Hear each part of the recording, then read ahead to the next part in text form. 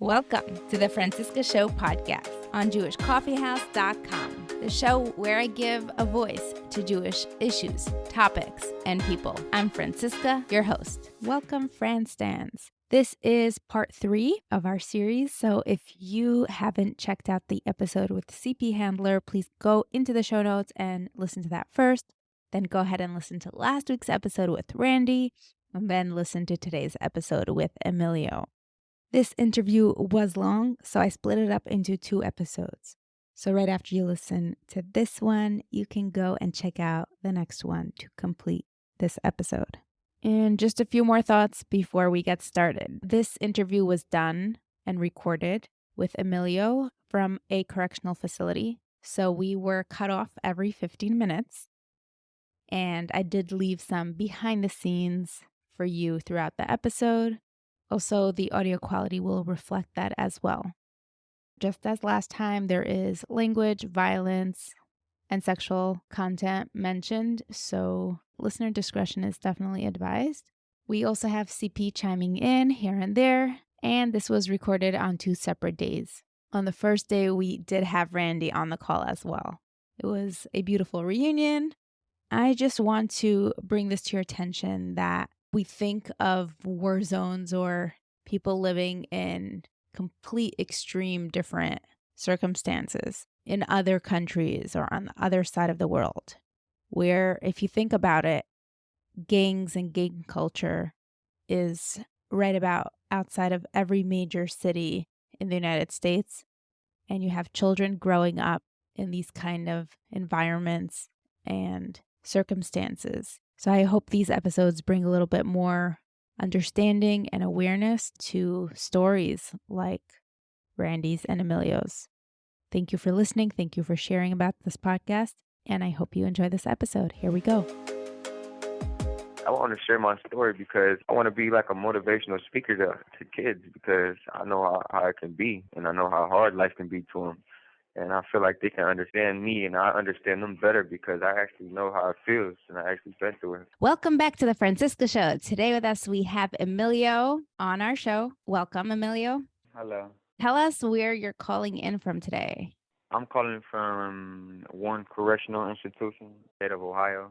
Well, it's so great to have you here. Before we get started, I just want to make sure that we have your total informed consent here. Do you know what that means? Yes, I understand what that means. You got it, and you do have my consent. Okay, thank you. So I'll just repeat what it means so it's on the record. Anything you say here will be available for anyone to listen to, including your judge, prosecutor, officers, and cellies. Thank you for giving your consent. We are so excited to have you on and have this conversation. And I am excited to be here. And I appreciate you letting me share my life. Tell us a little bit about yourself. I'm 22 years old. I'll be 23 next month. I have a 15-year sentence. I already did 5 years previously on a juvenile case. And I have 2 sons, 9 and 11. Thank you for introducing yourself. I'd like to hear a little bit more of your story in depth. You mentioned that you have 2 children and you are calling in from prison. I am curious, do you have to call in a lot of favors or does it cost you money to have the phone for so long? As far as favors, I usually do everything myself. No, it does. I mean, it costs money to get on the phone, on this payphone, but majority of my time being locked up, I always have a real phone, so I can video chat them and whatnot. They can video chat me whenever. Is that an illegal Due to my phone? circumstances right now, yes, it is. So due to my circumstances right now, what I've been through, I don't have one. So, but it's pretty much the same thing on this phone. I just can't video chat them. Got it. Emilio, tell us a little bit about your childhood, your upbringing, some key factors, a little bit more in depth than you did before. My childhood, I was 4. My 4th birthday, I watched my dad die, and ever since then, I started comprehending more of life and realizing every single day, like more and more what was going on. When I got around 9, I started to run away because before when my dad died, my mom moved away to a suburb called Holland, Pennsylvania, and around when I turned 9, we moved back. Well, 8 and a half, we moved back to Toledo. 9, I started running away and going to my dad's side of the family. We're all gang members. We're all Crips, and that's when my life really started. Most people will start hustling first and selling drugs to make money, and I started using guns. Tell me about some memories you have of your dad before he died. People say they don't remember a lot of stuff since they was babies and whatnot, but I actually have a few memories of my dad. It's crazy because I was only like 2, 3, and 4, but I don't have very much, but I have a couple of my dad. My dad just being with his other baby mother, and the day my dad died, there was a party, my birthday party. It was at night, but I went to the restroom. He took me to use the restroom, and I remember somebody was knocking at the door, and my dad was in the mirror, and the door was locked. I remember somebody yelling outside the door, and Dad grabbed me, hid me in the closet, and I remember looking through the crack of the door, and they was fighting over the gun.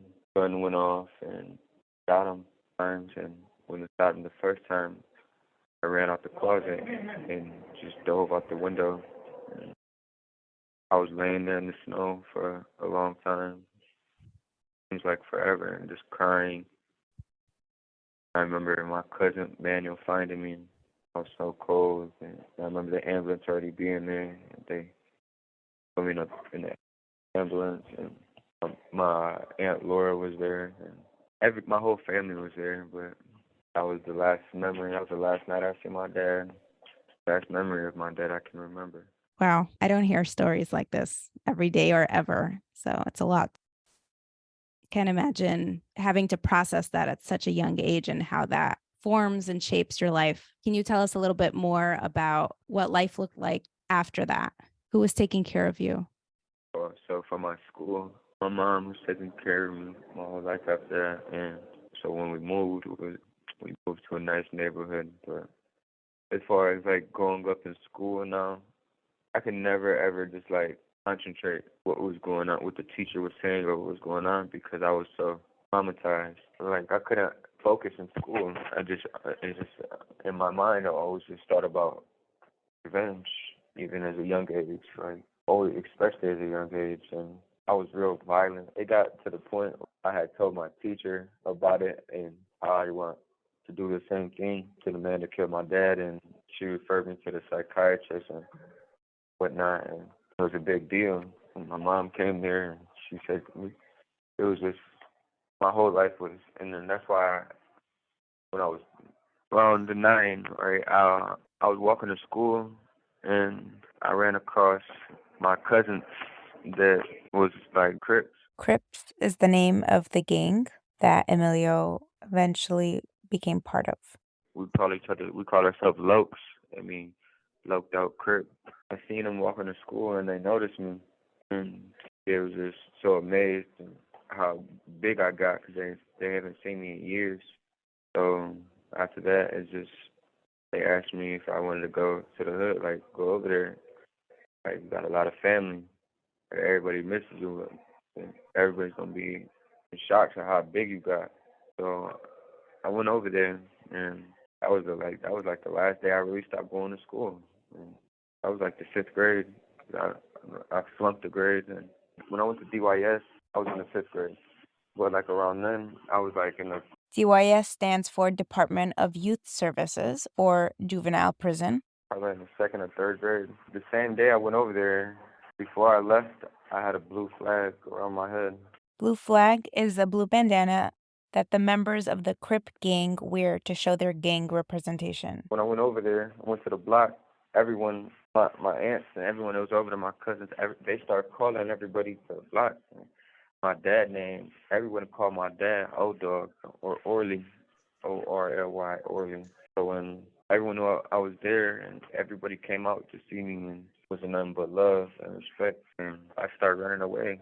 Like I tell my mom I'm going to school, and I walk straight to my cousin's house and link up with them, and we'll either drive or walk from the east side all the way to the south end, across the big bridge and everything. But now I'm 9 years old. I started smoking weed. It makes me hungry, right? So I used to ask everybody for money, and one day my cousin Marcos just told me like, "Cause you gotta stop, you gotta find a hustle for yourself, 'cause like you the baby, like you little O, like everybody used to call me little O, like you the baby, 'cause like everybody could give you money because cause you a baby, you don't know what you want, like, you don't know how to hustle, but eventually that's gonna stop, 'cause they're gonna expect you be getting your own money when you get older. You gotta find a hustle." I remember telling him like I don't know how to sell drugs, 'cause like I don't know how to sell weed. That's all that was really going around, weed for my area at that time. But he was like, there's other ways to make money because you can hit licks. That's a way of saying robbing houses. Ever since, like he taught me how to hit licks, and went to go hit our first lick, and I came up on my first gun. It was three of us, me, Mark, and Kev. But we went our separate ways in the house. We all had book bags, and I went to my room, the room I was robbing, stealing from. I came across a jar full of quarters, and I emptied all of my book bags. Some weed. It was like a quarter pound of some Reggie, and a black box. And when I opened the box, it was a gun. It was a 40 cal Smith and Wesson, and I didn't let nobody see it. So I tucked it in my waistband, and I was ready right there. I was so excited because everybody in the hood got guns. So I was so excited that I just found a gun, and it was big. I'm young. My hands are like little, so when I hold the gun, it looked like I'm holding a big ass gun. So excuse my language. But we went back to the block, and on the block it's a big house.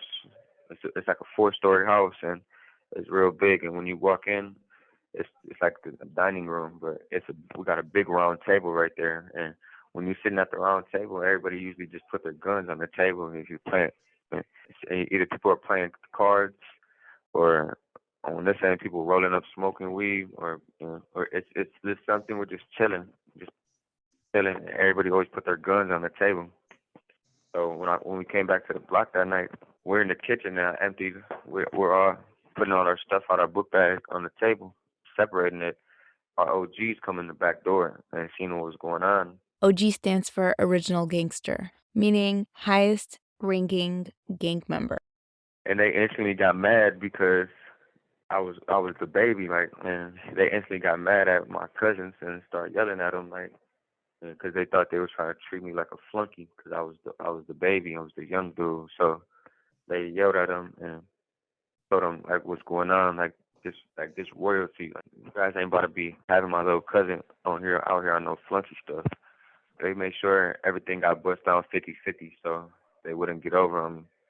Which I knew they wasn't because they're my cousins, so like they only did it just to put money in my pockets and show me how to do it. Later on that night, I didn't tell nobody. Like everybody's sitting at the table, and I'm sitting next to my OG, and I knew this was the right time to show everybody I got a gun because if I didn't do it while the OGs was there, I know my cousins would have tried to take it because they would have like, hell, like you don't know what you're doing. Let me get that, like try to take it from me. So.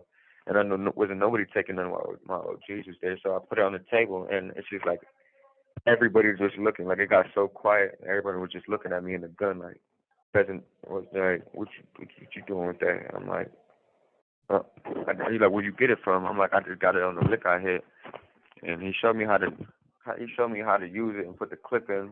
And this day is about to be over, and this is where I had a choice right here. I had a choice right here. I had an option to either go home and live a good life or be in the streets. So one of my OGs, his name Antlope, he seen what was going on. He whispered in my ear like, "Hey, look, let me holler at you in the back real quick." And he grabbed two of my other OGs, DZ and Drew, and went in the back. And he's like, "Let me see your gun," cause I gave him my gun, and he grabbed his phone out of his pocket. He went down, he flipped it, and he showed me, and it was my mom's name. It said Victoria on there. He said, "Cause I can either, like, out of respect that I have for you and your dad and your uncle, I can call your mom right now, cuz, and she can come pick you up. I'm gonna take this gun. She can come pick you up. You can go to school and be what you want to be in life and do what you want to do, cuz, and forget all this shit ever happened and just come visit us from time to time. You can do something, be something in life. Or I can show you how to use this gun the right way so you know what you're doing with it. I had a lot going through my head at the time. I had to choose right then and there. It wasn't no, let me get back to you on it, or I'll holler at you later about it. It was I had to choose right then and there. So I thought about it because that's when I really know, like, it's the real deal. Like, I ain't, like, it ain't no playing. Like, it ain't no backing down. It ain't no none of that no more. So, and by then I already seen a lot. Like, they was doing a lot around me. So I knew it was real. This was the real deal. So I thought about calling my mom, and I really was. I was gonna call her, but then I thought about all them days in school and all them flashbacks and me going through it and me just thinking of revenge. And that day my dad died, and I told him, no disrespect, cuz, but I need my gun back.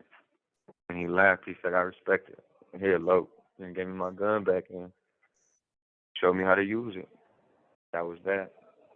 I know you've done so much healing and just progress in terms of understanding what a healthy upbringing or childhood looks like for so many other people, unfortunately not for yourself. And you've done so much of this work.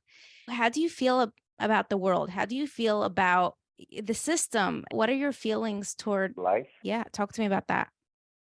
I see a whole different, like, I see life as to what it is now. Like, I don't know it all, but I've been through a lot to where, like, I know that being in the gang is not going to get me nowhere, mentally or physically. Like, yeah.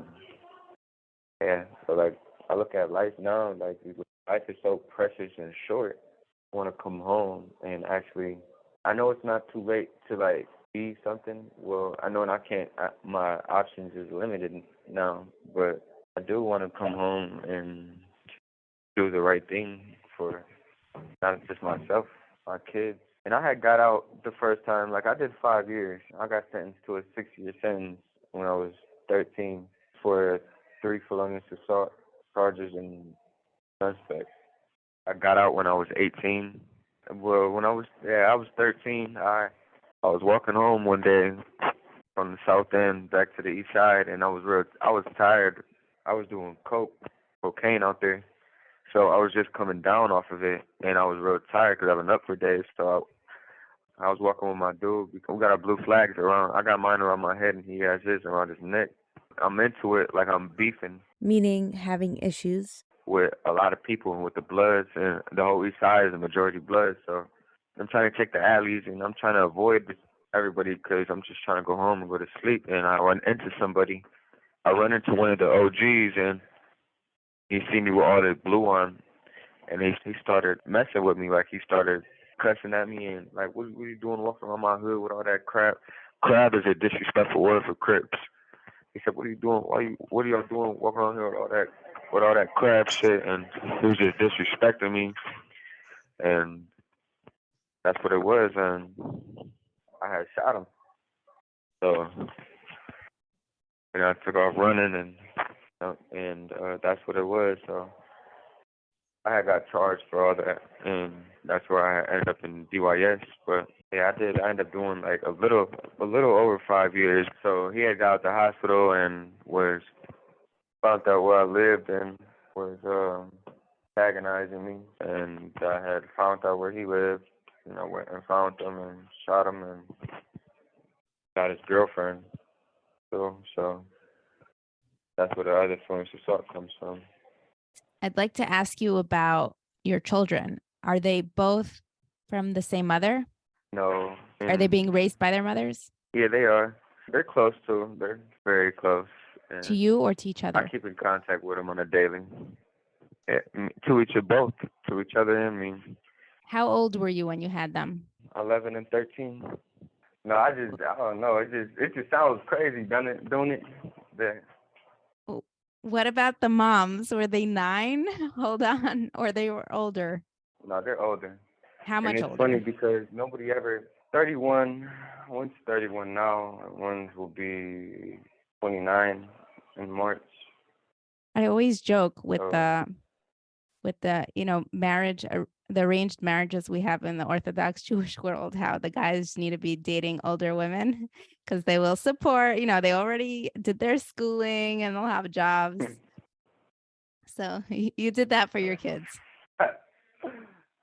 People didn't believe me at first until, in order for them to come in the facility, you have to get DNA tested. Like, I got one DNA test, but it took a few years for me to get a DNA test because of just how everything was going between me and my baby mother. So it took a minute, but eventually, before I left, everything got situated.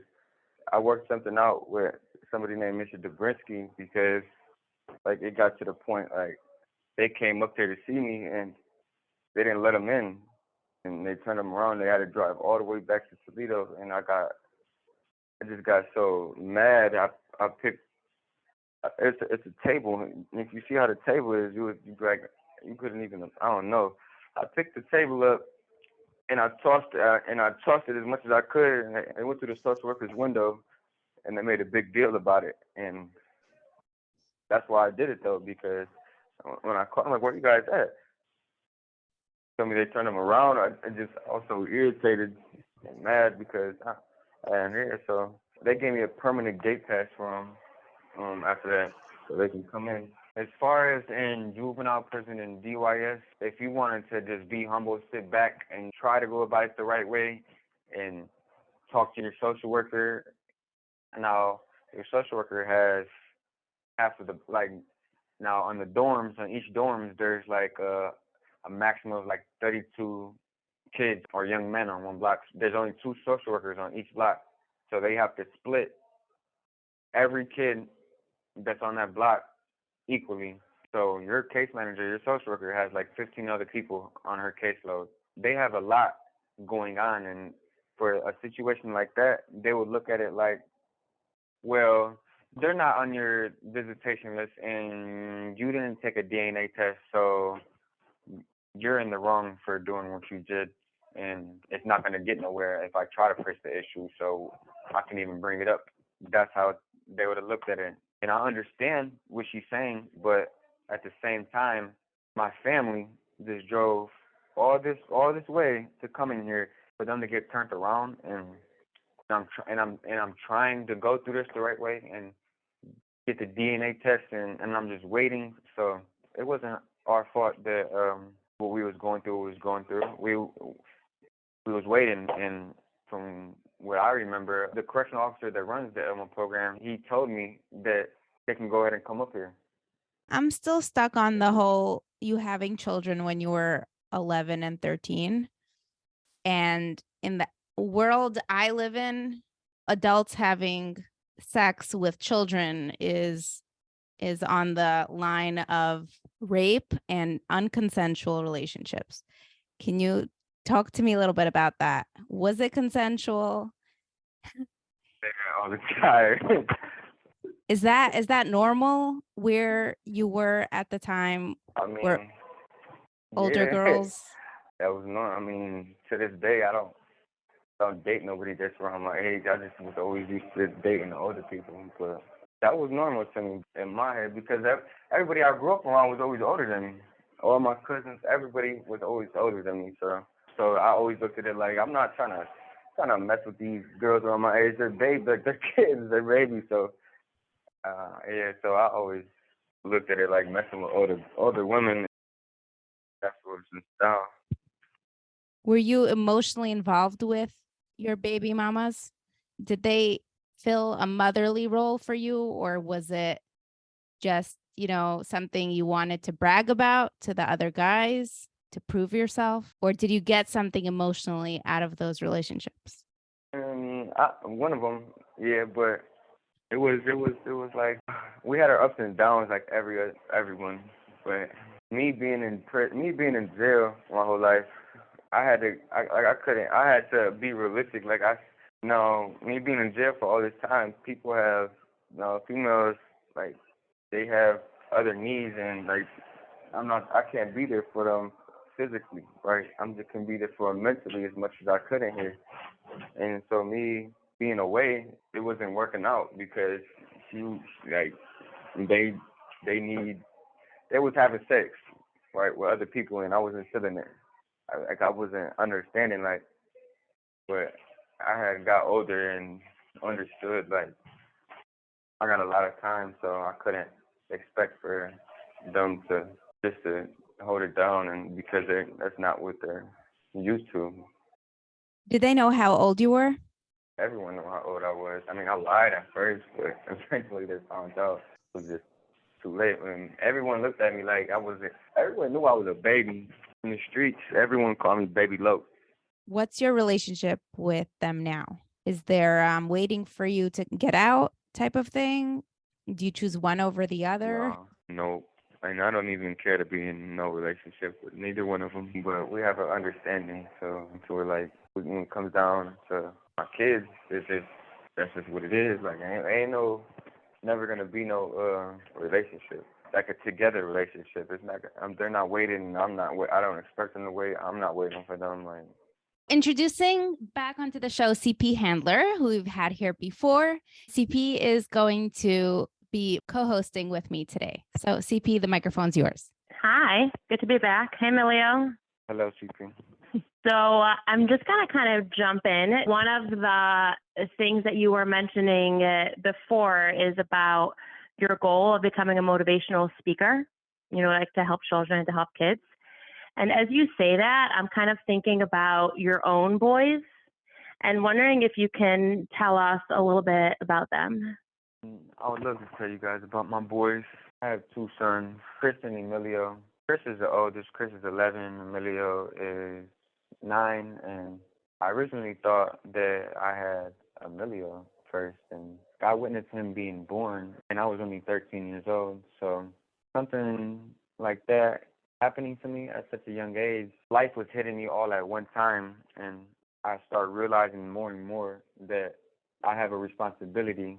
I brought life into this world, and I looked at myself more mature than what I already was. Exactly 2 months after he was born, I had got incarcerated in juvenile prison. I got sentenced to a 6-year sentence. I wasn't there majority of his life, but he used to come and see me, and they had this program called the Elmo program in juvenile prison, to where fathers, if you have children, your children can come and see you, and like a special visit. They have their own Elmo room with toys and couches and a padded floor room, and they have a crib with Pampers in there and wipes, and like I learned how to be a father and being incarcerated. It helped me out a lot because when I got sentenced, that's all I kept thinking about was my son. My son. I'm gonna be away from my son. He's not gonna know who I am.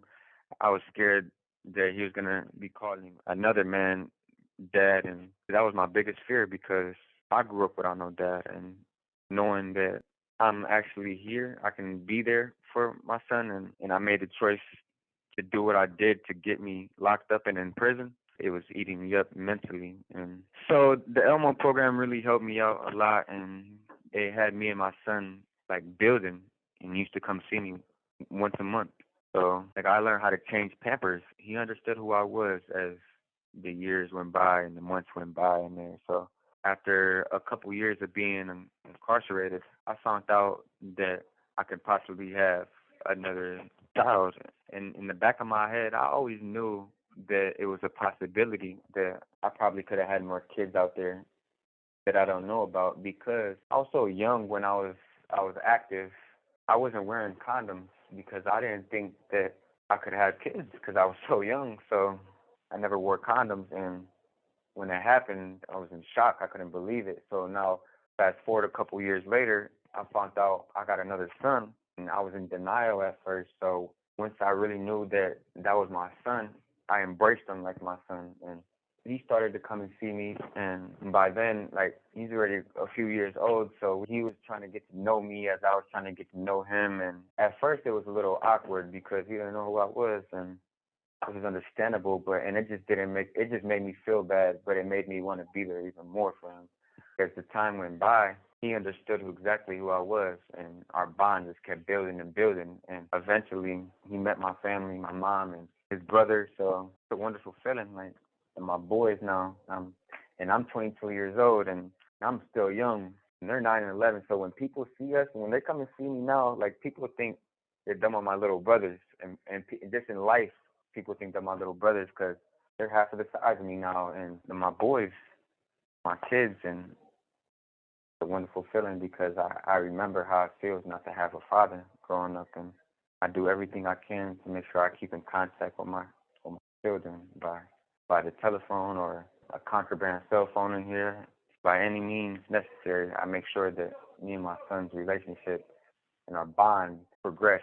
And I'm young, but I have been through a lot in my life to where I got a lot of knowledge to give to them and a lot of games to give to them, and they understand everything I be saying, and it's just so amazing to me because I can sit on the phone and video chat them and have an actual conversation with them now, and it's just like mind blowing because they was just little babies to me. Like, and I've been in prison their whole life, and to see them actually grow up to where they're at now, they're young men, and like, in my eyes, they're little boys, but they act like young men. Like they're way more mature than for what their ages are, and I like it like that because I want them to be aware of life, and I want them to know that life is beautiful, but it's also, don't ever take life for granted. Like, What does it mean to you for people to be hearing your story? it feels good because I want people to understand and know that, like, it's, no matter how hard life is for people where they come from, where I come from, that, like, people can change mentally. Like, all people, like, ain't, when you come from the hood and you come from chilling and being around all that, if you want to mentally, it will take time. It don't happen overnight. But if you want to, you can mentally change and you can mentally do and be what you want to be. But you have to be realistic with it. Like, you just can't tell yourself you want to be a lawyer and a doctor and strive to do it. You got to be realistic. Your options is limited. But I want to share my story because I want to be like a motivational speaker to kids because I know how it can be, and I know how hard life can be to them. And I feel like they can understand me, and I understand them better because I actually know how it feels, and I actually been through it. And I'm not going to lunch. I apologize. I'm in prison right now. I apologize, CP. The correctional officer was literally just at my door because it's child time right now. It's lunchtime, and I was letting him know that I wasn't trying to go to lunch. You're fine. Oh, that's very sweet. Okay, we're going off the record here for a minute. Francisco wants to know if you want lunch. No. You're good? Okay.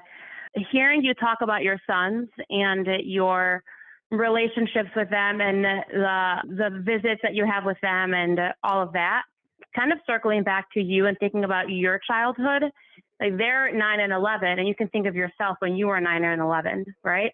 Like, what are some of the biggest differences that you can think of now from yourself when you were that age to them at this age?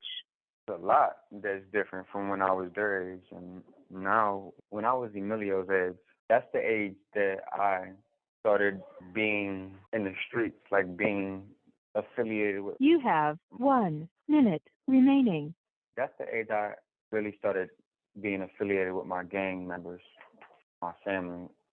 Chris, when I was his age, well, that's when his beautiful self was born.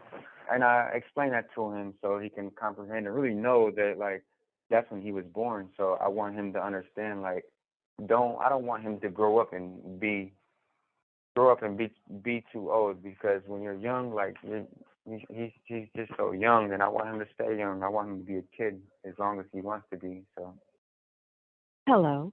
This is a prepaid debit call from Emilio. an inmate at the Warren Correctional Institution. To accept this call, press 0. Use it. This call is from a correction facility and is subject to monitoring and recording. Man, CP, am I on the record right now? Yeah, but we can take you off the record. What happened? Man, CP, someone just died.